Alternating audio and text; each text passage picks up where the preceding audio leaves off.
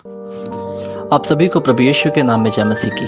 हम स्वागत करते हैं आपका प्रतिदिन के वचन में। और आज का वचन जो हमारे लिए लिया गया है वो अय्यूब की पुस्तक 42 अध्याय उसके 10 वचन से है, जहाँ पर इस प्रकार से लिखा हुआ है।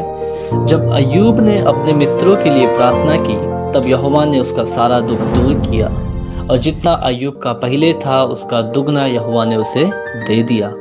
हालेलुया। मेरे प्रियो, परमेश्वर का वचन आज आपसे इस नए साल के अवसर में, नए साल के दिनों में परमेश्वर आपसे दुगनी आशीषों के बारे में बात करता है। हाँ मेरे प्रियो, आप अय्यूब की कहानी को बहुत बेहतर तरीके से जानते हैं। मैं संक्षिप्त में बताना चाहूँ तो अय्यूब एक भला व्यक्ति था, परमेश्वर की राह पर चलने वाला व्यक्ति था, जो कि परमेश्वर की आज्ञाओं को मानकर अपने जीवन को बिताता था। यहाँ तक कि जब शैतान ने उसके ऊपर कई सारी परेशानियां डाली, यहाँ तक कि परमेश्वर से पूछ के जब शैतान आया कि हाँ जा तो उसके प्राणों को कुछ मत करना, ताकि जो कुछ कर सके तू कर।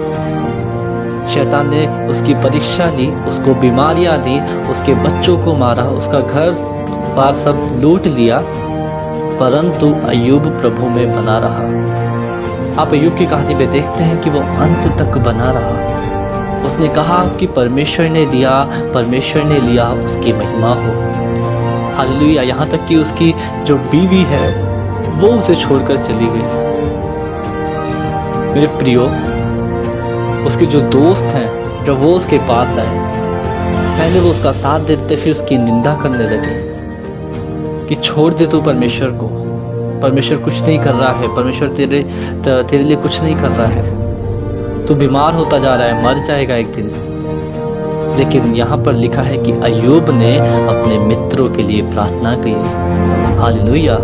उसने अपने मित्रों के लिए प्रार्थना करके कहा कि प्रभु इन्हें क्षमा कर, ये नहीं जानते क्या बोलते हैं। मेरा भरोसा तुझ पर आखिरी समय तक रहेगा। सच में मेरे प्रियो, अय्यूब जब प्रार्थना करता है तो यहाँ पे लिखा है कि परमेश्वर ने उसकी प्रार्थना सुनकर सारा दुख दूर किया। हालेलुया। फिर भी आप समझ रहे हो, जिसका घर बार चला गया हो, बच्चे मर गए हो, बीवी छोड़ के चली गई हो, बीमारी में पड़ा हो, उसके शरीर पर फोड़े फुंसी हो, एक चुटकियों में, एक सेकंड में उसका सारा दुख खत्म कर दिया परमेश्वर ने। और लिखा है दुगनी आशीष को दिया है, जितनी पहले थी उससे दुगनी आशीष को परमेश्वर ने उसे दिया। मेरे प्रियो, ये क्या था? ये परमेश्वर की ओर से तोहफा था, जो उसके आशा रखने की वजह से, परमेश्वर पर भरोसा रखने की वजह से उसे मिला था। मेरे प्रियो, आज का वचन आपसे और मुझसे ये सवाल पूछता है कि हमारा भरोसा कहाँ है, हमारी आशा कहाँ लगी है। हम अय्यूब की तरह दुगनी आशीषों की कामना तो करते हैं कि हाँ प्रभु, जिस प्रकार से तूने अय्यूब को आशीषें दी उस प्रकार से मुझे भी दे, परंतु क्या आप उसके जैसा दुख झेलने की सामर्थ्य रखते हो? मेरे प्रियो, सोचो, आप इस दुख में नहीं है जिस दुख में अय्यूब था। वो फिर भी परमेश्वर के समीप था, वो परमेश्वर पे आशा धरे हुए था। तो मेरे प्रियो, क्यों ना हम भी परमेश्वर पर आशा धरे रहें। वो कार्य करेगा और वो कार्य करता है। वो प्रार्थनाओं को सुनता है और सुनकर उत्तर देता है। हालेलुया। तो क्यों ना मेरे प्रियो हम उसमें बने रहें, क्यों ना हम उसकी आशीषों में बने रहें, क्यों ना हम धन्यवादी हृदय के साथ उसका धन्यवाद करते रहें। जिस प्रकार से अय्यूब ने किया कि परमेश्वर ने ही दिया था, परमेश्वर ने ले लिया, उसकी महिमा हो। हालेलुया।